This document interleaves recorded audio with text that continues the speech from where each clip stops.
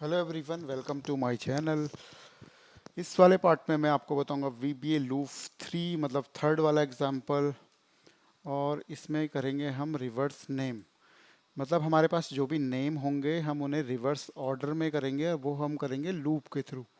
Right. जैसे कि हमारे पास एक एग्जांपल है, जैसे मेरे पास यहाँ पे लिखा है VBA, तो मैं इसे कर दूंगा VBABV।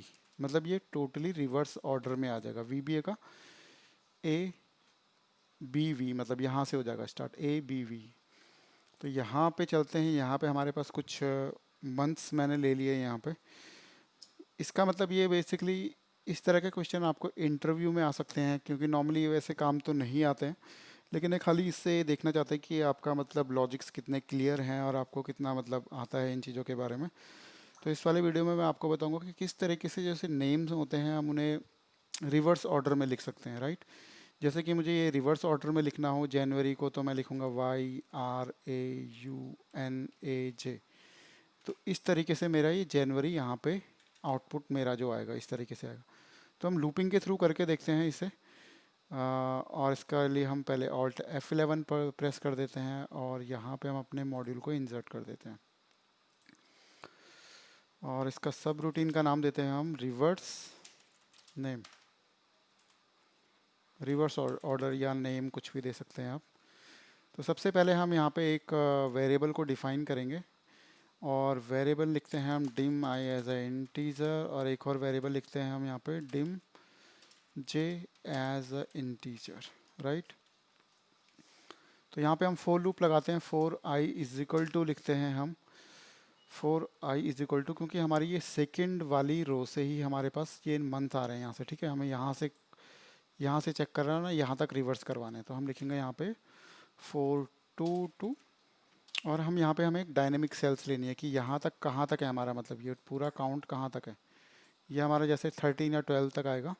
तो इसी को मुझे कैप्चर करवाना है, तो हम इसे सेल से कैप्चर करवाते हैं। इस बार इसमें लिखेंगे हम सेल्स, देन यहाँ पे रो इंडेक्स में लिखेंगे रोज डॉट काउंट कॉमा। और ए में हम करवा रहे हैं तो हम ए को यहाँ पे डबल कोट्स के अंदर लिख के dot end excel up dot row. Right. And then next से इसे बंद कर देंगे। तो आपको लग रहा हो कि ये बाकी का ये फॉर्मूला हमारा क्या काम करता है। ये एक्चुअली आपकी जो लास्ट रो है ये वाली रो को आइडेंटिफाई करता है। और इसको दिखाने के लिए मैं आपको यहाँ पे एक नया एक टेस्ट करके एक सब रूटीन बना देता हूँ। यहाँ पे सब टेस्ट, और यहाँ पे एक वेरिएबल लिख देते हैं हम डिम। डायरेक्टली भी हो जाएगा, इसको हम इस पार्ट को कॉपी कर देता हूँ मैं इसे। और यहाँ पे लिखते हैं आर, एक वेरिएबल में मतलब ये वैल्यू को असाइन कर देते हैं। हम मैसेज बॉक्स में आर की वैल्यू देख लेते हैं। रन करते हैं इसे, तो इस पार्ट में देखोगे कि हमारी आ गई 13। तो जैसे हम फोर ईच में क्या करते हैं 2 to 20, 2 to 10, इस तरीके से हम मैनुअली डालते हैं। लेकिन हम एक फॉर्मूले में मतलब एक स्क्रिप्ट लिख सकते हैं उसकी उस पर्टिकुलर लास्ट रो को फाइंड आउट करने के लिए। और इसीलिए मैंने ये वाला पूरा इस तरीके से यहाँ पे लिखा है, जिससे कि लास्ट रो हमारी फोर लूप कैसे चलेगा उसका मतलब 2 to हमारा चलेगा 13 तक। राइट। तो इसलिए मैंने फॉर्मूले को यहाँ पे अलग से भी आपको बता दिया है। तो हमारा नॉर्मली क्या चलेगा 2 to 13 चलेगा। ये बाय डिफ़ॉल्ट मतलब ऑटोमेटिकली इस वाली रो को आइडेंटिफाई कर लेगा।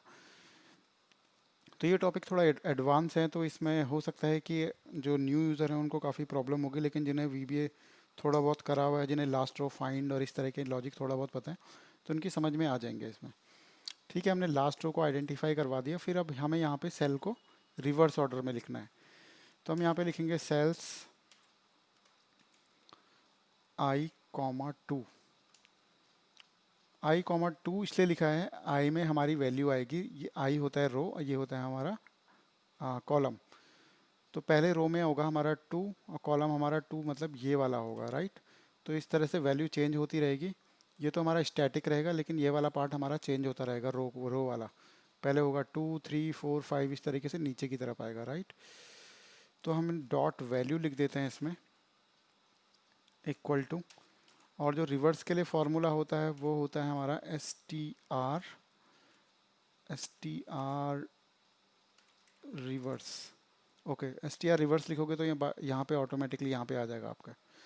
राइट। अगर नहीं आ रहा है तो इसको STR लिखना है, स्ट्रिंग के लिए होता है बेसिकली, रिवर्स मतलब रिवर्स ऑर्डर में ये इसे कर देगा।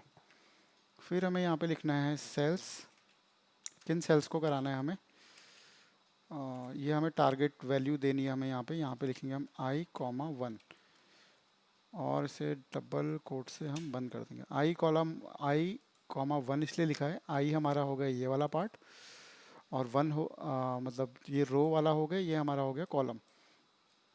इस पर्टिकुलर कॉलम को हमें रिवर्स ऑर्डर में लिखना है और वैल्यू हमारी जो आउटपुट आएगा इस वाले कॉलम में आएगा, इसलिए यहाँ पे लिखा है I2, राइट। आप इसे डिबग मोड में जब चलाएंगे तो आपको मोस्ट प्रोबेबली समझ में आएगा। अगर आप डायरेक्टली रन कर देंगे तो आपको लूप का कॉन्सेप्ट ईजिली समझ में नहीं आता है, इसके लिए प्रैक्टिस की काफ़ी ज़रूरत होती है। तो रन करते हैं हम इसे। एक्चुअली ये मैंने जे मतलब यहाँ पे इंटीजर जे लेना चाहिए था कि नहीं लेना चाहिए था, एक्चुअली मैंने जे को यूज़ ही नहीं किया है, तो हम जे को हटा देते हैं यहाँ से। आई से ही काम चल गया हमारा एक ही। तो रन करके देखते हैं इसे। डी माई यहाँ पे देखिए, यहाँ पे रिवर्स ऑर्डर में आ गया, फेबररी भी, मार्च, अप्रैल, ये पूरे हमारे रिवर्स ऑर्डर में आ गए यहाँ पे। तो इसमें कुछ नहीं है, लूप तो हमारा नॉर्मली चला है, लेकिन जो हमारा ये वाला पार्ट होता है VBA.str रिवर्स, यही हमारा रिवर्स करता है। क्योंकि नॉर्मली अगर हम एक्सेल में देखें तो इस तरह के फार्मूले हमें नहीं मिलते हैं, लेकिन VBA को अगर हम एक्सप्लोर करें तो इसमें काफ़ी हद तक मतलब ऐसी चीज़ें दी हुई होती है कि जो हम नॉर्मली एक्सेल में नहीं कर पाते हैं। तो इसके नीचे मैं कुछ भी लिखता हूँ, जैसे ABCDEFGH, ये भी लिख दिया ABCDEFGEFGH,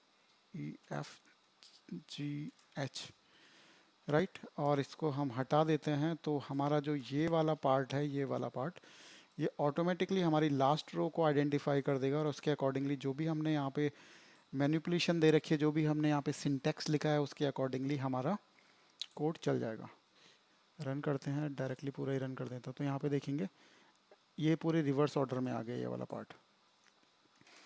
तो नॉर्मली ये मतलब बहुत ही कम जगह पे इस तरह के कॉन्सेप्ट हमारे यूज़ होते हैं, लेकिन नॉर्मली इंटरव्यू में VBA के लॉजिक्स वगैरह जानने के लिए इस तरह के क्वेश्चन आपके पास आ सकते हैं, जिसमें कि आपको कोई पर्टिकुलर टेक्स्ट दे दें, उनको बोलो कि रिवर्स कर दें, तो आपको ये वाली कोडिंग आप लिख सकते हैं एज इट इज़, और यहाँ पे कोई भी नंबर लिख सकते हैं इस तरह से, मंथ भी लिख सकते हैं, नेम भी लिख सकते हैं, और वहाँ पे इन्हें रिवर्स करवा के देख सकते हैं, इससे आपका रिवर्स हो जाएगा, राइट। आई होप आपको वीडियो अच्छा लगा होगा। Thank you for watching, have a nice day.